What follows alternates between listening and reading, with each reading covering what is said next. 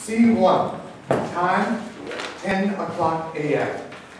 Place, an anteroom next to the nursing station of a medical surgical unit in a large public hospital in New York City. 3 people are seated in the room. Dr. Helen Stankowski, a young attractive woman in her late 20s. The head nurse, Clarence Lattimore, in his mid-40s, and Paul Alexander, the unit medical social worker, in his mid-30s. They are conducting daily rounds. The next patient is Frank Montgomery. He'll be cleared for discharge tomorrow.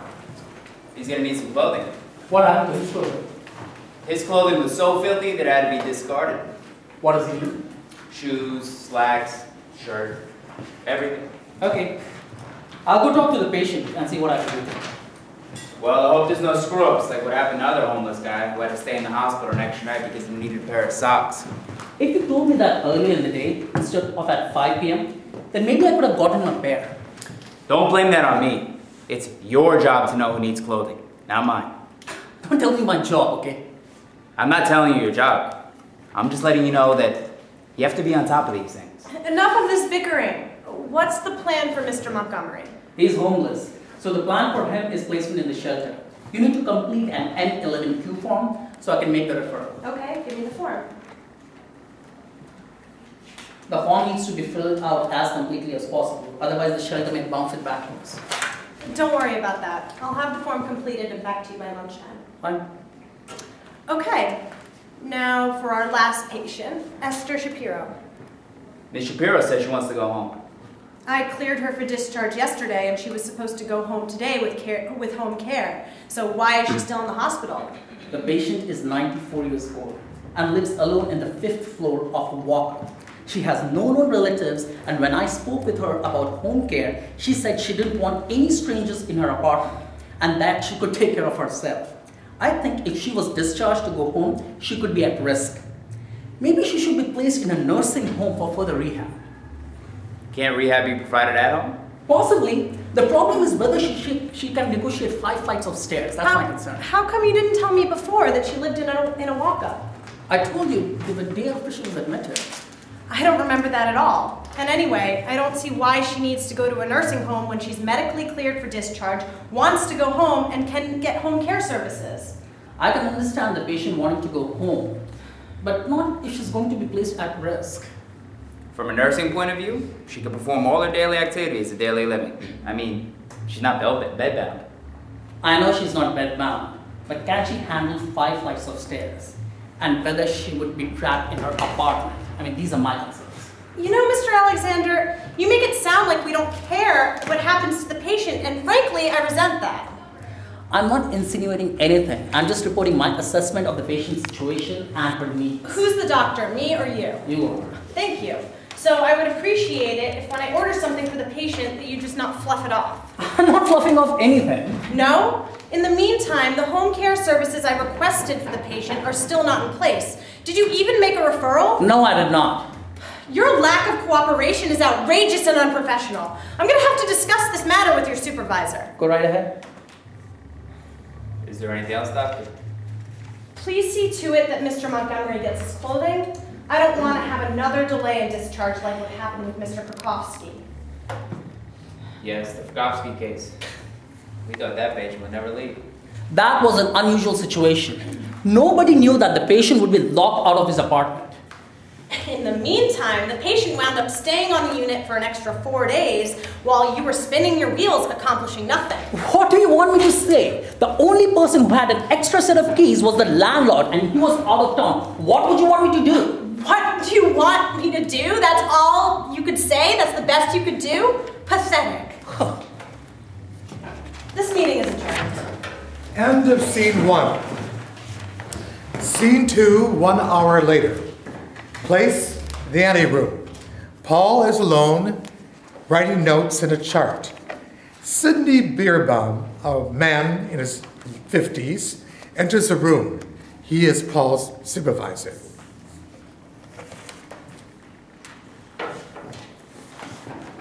Hello, Paul.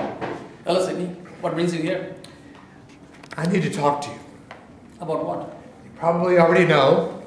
No, I don't. Dr. Stankowski called me about a patient, Esther Shapiro, and had some rather uncomplimentary things to say about you, Paul. That's too bad.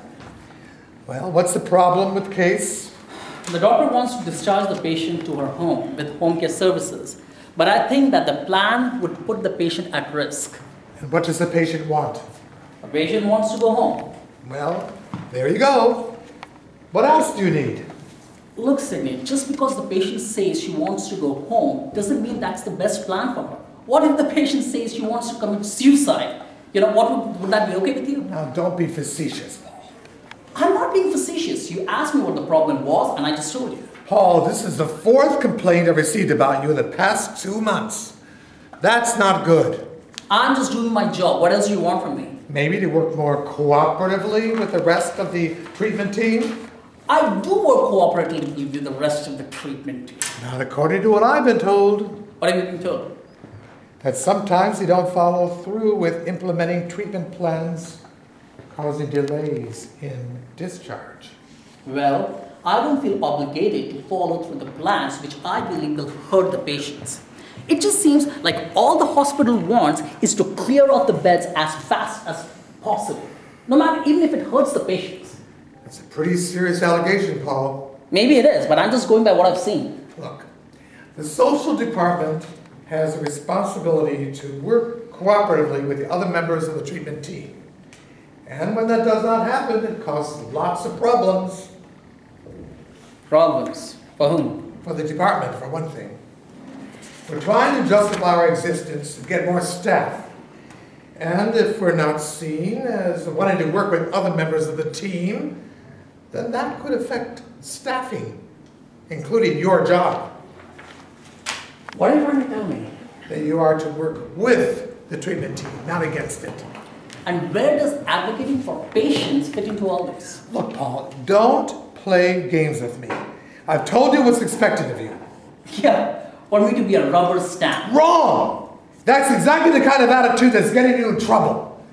Nobody's telling you to be a rubber stamp, but you can share your recommendations in a way that doesn't put off the other staff. Like how? Wear a big smile, kowtow before the doctor? What am I supposed to do? Well, for one thing, don't come off like challenging the doctor's authority. That's a laugh. I'm in no position to challenge anybody's authority, much less the doctor's. But you do challenge the doctor's authority. You know, I've seen it myself. Don't I have the right to express my professional opinion? You do, and you're expected to do so. But you're also expected to work effectively as an interdisciplinary treatment team. I know that, and I do that. I can't help it if what I have to say is not received by others. Nobody has ever complained to me about your assessments. It's the way that you share them that's your problem. Okay, so now it's a matter of my personality. Look, I'm not going to argue anymore about this. Okay, what's the discharge plan for Ms. Shapiro? Well, as far as I'm concerned, it's whatever the doctor recommends. Okay, what's your recommendation? That the patient be placed in a nursing home for further rehab. Why? Because she lives on the 5th floor of a walker and will be trapped in her apartment because she cannot negotiate 5 flights of stairs. How do you know that? By observing her. Did anyone on the treatment team tell you that the patient can't handle the stairs? No, but when I mentioned the possibility to the team, they just blew me off. Like what I said meant nothing. Oh, okay. So you have a hunch based on an impression that the patient may not be able to perform a certain activity, right? Yeah, that's right. Did you suggest a rehab consult to assess the patient's level of functioning? I did, but I was ignored. Well, mention it again. And if you have any flack, let me know. But under no circumstances are you to ignore any doctor's recommendation. Is that clear? Okay, if that's what you want, I'll do it. But let me make one thing very, very clear. I have to do what I think is best for my clients and not be influenced by any politics. I have no interest in that kind of game playing, okay? Paul, cut the attitude and do your job. You're treading on thin ice, and I may not be able to cover you much longer. I hope you understand that. Message received loud and clear, Sydney. As usual, you have been very, very helpful. I do my best, Paul. Yes, I agree. You're doing your very best, and I, on the other hand, have to do very best from my end. End of scene 2. Time, later in the afternoon. Place, the nursing station. There's lots of activity going on as new patients are being admitted and others are waiting discharged. Dr. Stankowski enters the unit accompanied by the attending physician, Dr. Irving Walters. Dr. Walters is a friendly elderly man who immediately inspires confidence and projects the image of one who is compassionate and understanding. Dr. Stankowski and Dr. Walters are engaged in conversation. Yes, I agree that the patients need to be discharged in a timely manner. After all, money is time, and time is money, as the saying goes, and we don't want to waste valuable hospital resources and time. I'm glad you agree with me, Dr. Walters. But, Helen, we also have to take into consideration the needs of the patients. Hello. Oh, who's that for? Paul Montgomery. Oh, good job. Looks like you're on top of things. Thank you, Dr. Walters. But if it weren't for the clothing department, I don't know what we do for our patients. Well said, Paul. I'm glad that you're assigned to this unit. Thanks, Dr. Walters. I got the clothing from Mr. Montgomery. I hope you're happy. Paul, it's not about me. It's about the patient. Whatever you say, Clarence. What's your problem? Nothing. Okay, then why don't you can the attitude? I don't have an attitude. You certainly do, and I don't like it. Please, please, no bickering in this unit. Excuse me, doctor. I'm in charge of this unit, not you. Sorry, I didn't mean to tread on anybody's toes, but I just couldn't help making a comment. Well, we're very busy here, and I don't have time for small talk. Nobody's making small talk. Okay, then. Let's talk about Miss Shapiro. When will she be leaving the hospital? Is there a problem? The patient was cleared for discharge yesterday, but home care services are still not in place. What's the holdup? Yes, Paul. What is the holdup? It's a bad discharge plan. And in all good conscience, I cannot help implement it. So you're deliberately sabotaging the plan? No, I'm not sabotaging anything. I just don't want to do something that I believe can hurt the patient. Lord, you are one arrogant... Stop! Let's not get personal, all right? And this is my body. Okay. Now, what exactly is going on here? The patient lives alone on the 5th floor of a walk-up. If we send her home, she'll be stuck in the apartment, which will put her at risk. Were you aware of this? Yes, I was. But the patient said she wants to go home, so I cleared her for discharge and ordered that she be provided home care services. What's wrong with that, Paul? Home care services will not do her any good if she's stuck in her apartment. Paul makes a good point. On the other hand, the patient says she wants to go home, and we can't ignore that either. I'm not ignoring that. If the patient wants to go home, that's okay with me. But I don't want to be a part of something that I think will be hurtful to the patient. So your solution is to withhold service from the patient? Nobody wants to withhold services. What I want is for the patient to receive the level of services she needs to ensure that she can function well in the community. That sounds reasonable to me.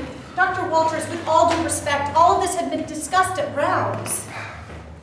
I'm beginning to get the impression that somewhere there's been a breakdown in communication. Then what do you want me to do?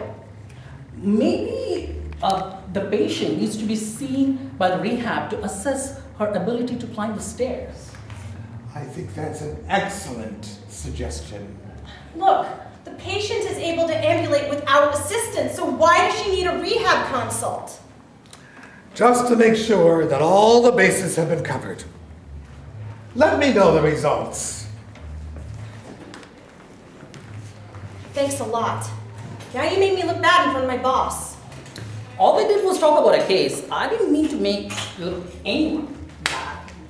I don't know if you're putting me on or what, But what you're doing is further delaying the patient's discharge, which isn't helping the patient at all. I'm just doing my job. If that doesn't suit you, there's nothing else to say.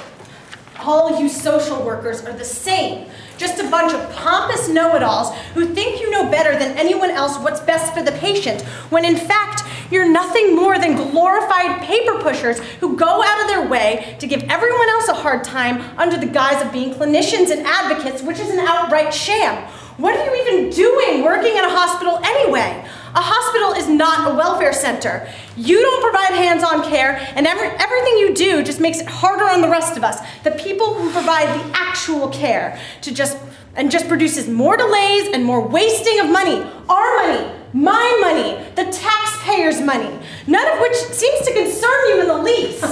I'm sorry you feel that way, but if you doctors would do your paperwork promptly and correctly, then maybe some of these delays could be avoided. You know what I don't understand? That how much people as educated as medical doctors cannot simply fill out some simple paperwork. Every time I ask one of you doctors to fill out some paperwork, it's like pulling teeth. For example, some transportation paperwork. Seriously, I give it to one of those doctors and sometimes they either won't or cannot fill out the paperwork. And then I end up filling out the paperwork myself. Seriously. And when there is a delay in discharge, guess who gets blamed? Me. That's who. And next thing I know, my supervisor is all over my back because of your dereliction. Seriously. And I'm a taxpayer too. So don't think that I don't care what happens when the taxpayers' money gets spent, because some of that money that's being spent is mine. Oh, so now you're blaming the doctors for your incompetence in processing forms. Unlike you social workers, doctors are not paper pushers. We do actual work, which is a lot more than I can say for you. I didn't go to medical school to fill out forms or to make sure that the patient gets a pair of slacks. That's your expertise, not mine. So get off my case and do your job. And if you really cared about how the taxpayers' money is being spent, you'd be doing a lot more to help prevent delays in discharge. You do work? That's news to me. The only work I see you doctors do is looking at charts, writing orders that nobody can read, and doing tons and tons of meetings. If that's work to you, then you have no idea what real work is.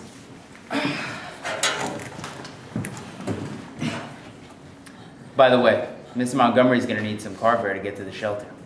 Okay, Clarence, thanks for letting me know. I couldn't help but overhear your conversation with Dr. Stankowski, and I just want to let you know that I think you're right. Right? Right about what? I just don't want anybody getting on my case, and that includes you. Hey, Paul. Just trying to be supportive. Just a few minutes ago, you called me arrogant, and now you're being supportive? Give me a break. Okay, Paul. Whatever you say. Now, how much carefare does Mr. Montgomery need? End of scene 3. Scene 4. Time, next day, 8 a.m. Place, a coffee shop across the street from the hospital. All seated at a table eating breakfast when Dr. Stankowski enters. Paul sees Dr. Stankowski and gestures to her to join him. Dr. Stankowski goes over to Paul and joins him at the table. Good morning. You come here often? Not too often. I wanted to get some coffee to take out. I don't want to keep you. That's okay. I have some time. My rotation doesn't start until 9. How about you? Do you come here often? Yeah, every day. How's the food? I'm still alive, aren't I? About yesterday, I'm sorry that I blew up at you like that. It wasn't very professional of me. Nobody's perfect. And besides, I think I said a few things that I shouldn't have said. So, do you want to call truce? I didn't know we were in a war. All we did was exchange a few candid comments about issues that concern both of us, that's all. You have a good way with words. I have to hand you that. You're not so bad yourself in the rhetoric department. By the way, I did some thinking about some of the stuff that you said. And I thought you did make a few good points. Some social workers do sometimes pontificate, which is something I personally detest. I have no use for these know-it-alls. You know what I mean? I have a cousin, He drives me nuts every time we meet. Name a topic and this guy has an opinion. The problem is, he thinks his opinions are fact, whereas he has no idea what he's talking about. This makes it so difficult to converse with him. Not that he's a bad guy, I mean, he's a really good guy, but he can be a really pain in the butt, if you know what I mean. I know what you mean. I have an aunt who's the same way. Once she starts talking, there's no stopping her until she runs out of steam, and usually she has a lot of steam to blow off. Luckily, we don't get together too often.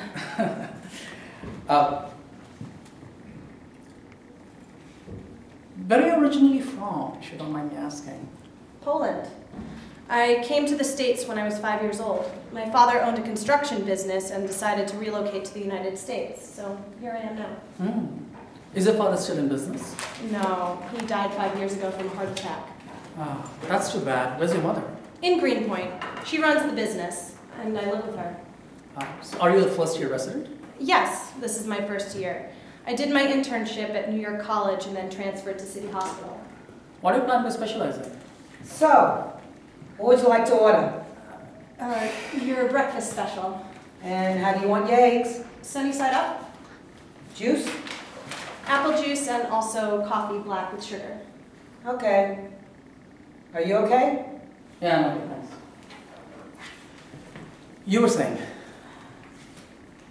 I lost my train of thought. I asked you what were you planning to specialize in. Oh, yes. I want to go into family practice. That sounds like a good field. It is. I have a friend of mine who is a retired OBGYN. I met him while I was in the army. You were in the Army? Yeah, you sound surprised. It's just I can't imagine social workers serving in the military. When I was in the army, I wasn't a social worker. As a matter of fact, my military job had absolutely nothing even remotely to do with social work. So what did you do in the Army? I was a mechanic. I repaired heavy ordnance like tanks, artillery. That sounds pretty impressive. Well, it wasn't. It was just a job. How long were you in the Army? 8 years. 2 4-year hitches. And you were stationed overseas? Yeah, twice. Once for 2 years in Germany, once for a year in Iraq. Germany was fine. Iraq, a whole another story. What happened in Iraq? Some rather nasty stuff. I don't want to talk about it. So how did you wind up becoming a social worker? After 8 years, I had had enough of military and fixing machines. I decided that I wanted to fix people instead. So I left the military, went back home to Oswego, New York, where I'm originally from, and then went to school at the State University, got my BA. 2 years later, I got my MSW. Then, by the way, all paid by from Uncle Sam, okay? Then I started looking for a job. After sending out about 500 resumes, I finally got a job with the city. And then, here I am. That's my story in a nutshell. How about you? I thought about joining the military too. I even talked with a recruiter about the military's program for paying for medical school, but to tell you the truth, I just couldn't see myself being sent to Iraq or Afghanistan or some other place we really don't have any business being in. I think you made the right decision. I wouldn't recommend anybody joining the military. At least not before giving the matter a lot of careful thought. But as the society goes, you know, to each his own, right? And besides, I do not personally like giving out advice. Because once you give advice, you become responsible for the outcome. And sometimes the outcome isn't really good. All I know about the military, that it helped ruin my marriage. My, you're full of surprises. You were married too? Yeah, for 4 years. Like a hitch in the army. But it didn't work out. I was always away, and after a while, she didn't like being a soldier's wife. And in a way, with me not being around, who could blame her? Then again, she knew what she was getting into when we got married, you know. So it wasn't like she went into it, you know, not knowing. Where is she now? Here's your order. Will there be anything else? No, thank you. Okay. Don't you just hate being interrupted? What are you going to do? She's a waitress. I guess sensitivity is not one of her job descriptions. Still, she could have at least said excuse me before barging in. That's true. But there's also another saying, the world is not a perfect place, right? Anyway, as I was about to say, my ex-wife now lives in Redding, California with my son Mickey. He's 10. You have a son too? My, you are full of surprises. In fact, I'm planning to go to California next month to visit him. It must be tough being separated from your son. It has its challenges, but we stay in contact by phone and email, so it's not all that bad. What about you though? Are you married? No, I haven't met Mr. Wright yet. Are you looking? To tell you the truth, I've been so busy these past few years that I haven't had much time for socializing. I don't get seriously, I mean, a pretty lady like you not socializing? That's too bad. You should have no problem finding the right guy for yourself. Well, maybe, but it's a little more complicated than that. In what way? A lot of guys get turned off when I tell them I'm a doctor, and most of the good male doctors are already married. Why limit yourself to doctors? I don't. It's just that I'm not around too many men who aren't doctors. That's too bad because, you know, I think you have a lot to offer. I mean, you're attractive, you're employed, you know, you're also intelligent. That's a pretty good combination. Maybe you should expand your social roles. Look, I'm really not that desperate to meet a man. Okay, man, whatever you say. I'm not. Fine, man, fine. You don't have to convince me, you know, okay? Are you angry at me? No, I'm not. I felt that way yesterday. This is today. Don't worry about it. Everything's cool. Okay, well, I hope so, because I want to share something else with you. What is it? I was meaning to tell you at rounds, but I might as well tell you now. After our discussion with Dr. Walters, I requested a rehab consult for Ms. Shapiro, and the consultant found that she can only ambulate without assistance for short distances and would not be able to manage 5 flights of stairs, so I guess you were right after all. I was just doing my job. I never meant this to be a competition between the two of us, but thanks for sharing it with me. So, what's the plan now? After breakfast, let's meet with the patient before rounds to discuss her options. That sounds like a good plan. End of scene 4. Scene 5, time 9:30 a.m. Place, a private room on the unit. In the room, the patient Esther Shapiro, a frail, elderly female, is lying in bed sleeping. Dr. Stankowski and Paul enter the room. She's still sleeping. I'll wake her up. Miss Shapiro, wake up! Wake up, Miss Shapiro, wake up! Oh, hello, doctor. I can't remember your name. Good morning. Good morning, Miss Shapiro. I'm Dr. Stankowski, and I'm here with Mr. Alexander, the social worker. You remember him, right? Yes. I told him that I wanted to go home, but he's done nothing to help me leave. Now I'm stuck in this hospital. I'm like a prisoner. All because of him. He won't get me the home care that I need. He's been no help to me at all. I'm sorry you feel that way, but I can assure you that nobody wants to keep you in the hospital against your will, which is why we're here now. We want to talk to you about your discharge plan. I'll be going home? Oh, wonderful. When? Well, remember the therapist from rehab that you saw yesterday? Yes, I do. She was a very lovely young lady. Well, in her report, she found that it would be hard for you to go up and down the stairs, and I believe you live in a walk-up, don't you? Oh, don't believe that report. I've been climbing those stairs for over 60 years. All I need is for someone to help me with shopping and cooking. I can still take care of myself. That's good to hear, and we want you to be as independent as possible. But at this time, discharging you directly back to your apartment might not be the best plan. What are you talking about? I can't go home? Did he have anything to do with this? From the first moment I saw him, I knew he didn't like me. That's not true, Ms. Shapiro. It is true. You hate me, and I don't know why. What did I ever do to you? She's hysterical. Maybe she needs a psych consult. I don't think so. She's just upset. Ms. Shapiro, please stop crying. Here. Now try to calm down, otherwise it's very difficult for us to talk to you. Are you okay now? I'm okay. Good. Now, we are here to help you, and we know that you want to go home. And that's our long-term goal for you. But we think that you need to go to another facility first to help you walk better so that you can go up and down the stairs. Another facility?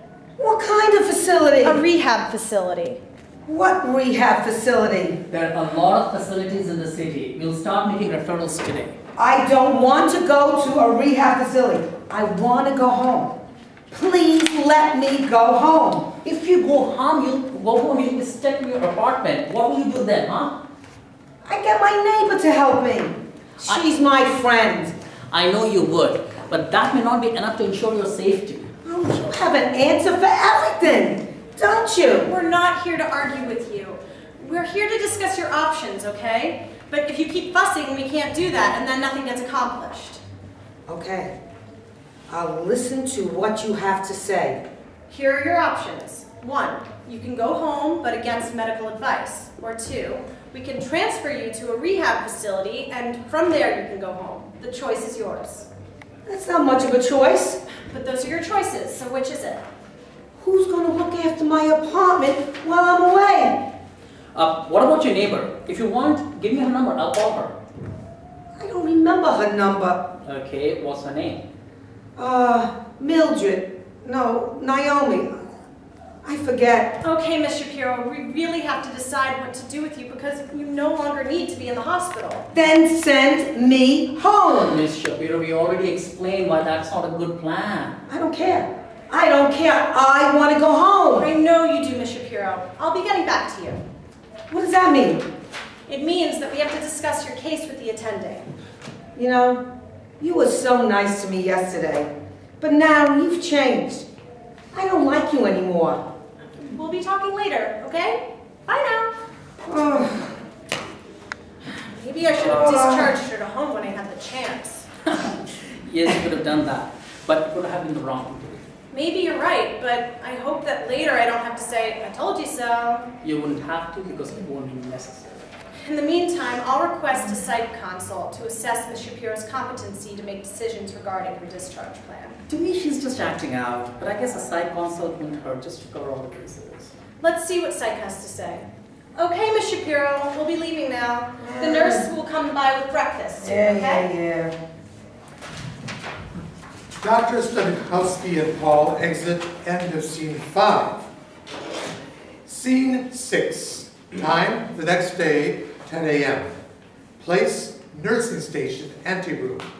Present are Dr. Stanikowski, Clarence, and Paul.